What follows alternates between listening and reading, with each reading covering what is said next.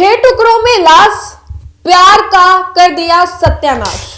आज के जमाने में प्यार करना इतना आसान नहीं है। प्यार लोग कर तो लेते हैं, लेकिन प्यार और शादी के बीच में बहुत बड़ी एक दीवार होती है, वो है परिवार का, वो है समाज का।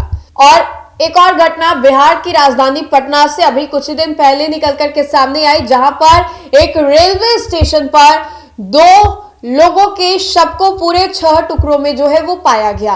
अब दोनों ही लवर्स कहे जा रहे थे, दोनों ने शादी भी रचा ली थी और इसी शादी का खुन्नस जो है परिवार जो है वो निकालते हैं। अब इन सभी चीजों को लेकर के, इस पूरे मामले को लेकर के एक बड़ा खुलासा निकल करके सामने आया है कि आखिर कौन है वो शख्स जिसने दोनों के 6 टुकड़े करवाए या किए। अब इन सभी चीजों को लेकर के पुलिस ने बड़ा खुलासा किया है और साफ साफ शब्दों में कहा है कि ये कोई और नहीं बल्कि हम आपको इस वीडियो में बताएंगे।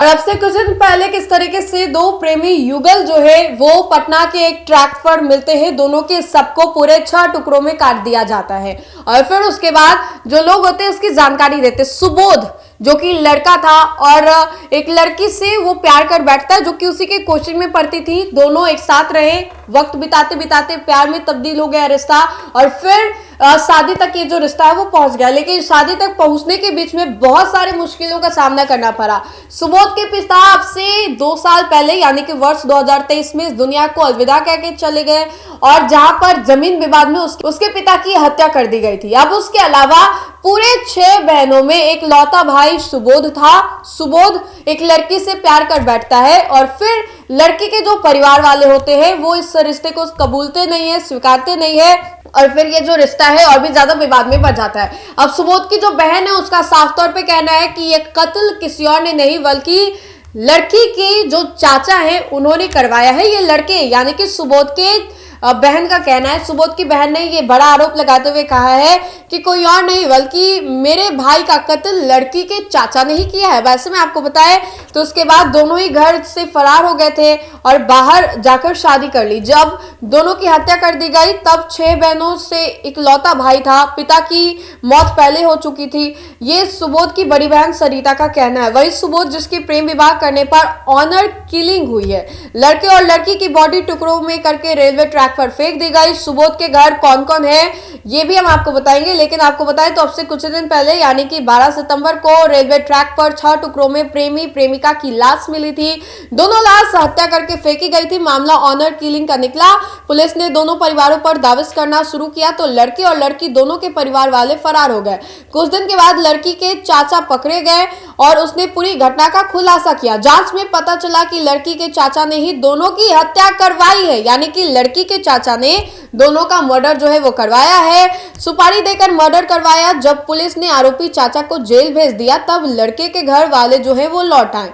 अब सुबोध के गांव चलते हैं। अब वहां पर आपको बताएं तो उसको लेकर के सुबोध के जो पिता है उनकी भी अब से कुछ ही साल पहले 2 साल पहले वर्ष 2023 में जमीन विवाद में हत्या कर दी गई। सुबोध एक लौता भाई था, 6 बहनों में एक लौता भाई सुबोध था, लेकिन अब वो भी इस दुनिया में नहीं रहा। तो ये खबर हम आपको बता रहे थे और इस पूरे खबर को लेकर के सुबोध का और उसकी जो प्रेमिका थी जिसका नाम हम लोग रिवील नहीं कर सकते हैं, लेकिन दोनों ही प्रेमी प्रेमिका की हत्या जिस तरीके से की गई, इन सभी चीजों को लेकर के पुलिस इसके छानबीन में लगी हुई है और अब तक 3 लोगों को गिरफ्तार किया गया। अभी 12 लोग यानी कि 1 दर्जन से अधिक जो लोग हैं वो अभी भी फरार चल रहे हैं, लेकिन इस पूरे मामले में 3 लोगों को गिरफ्तार किया गया है। पुलिस ने जब दाविश किया तब इसी दौरान ये बड़ा खुलासा हुआ कि लड़की के चाचा ने किस तरीके से सुपारी देकर के मर्डर करवाया और तब जाकर के इस बड़ी घटना को अंजाम दिया गया।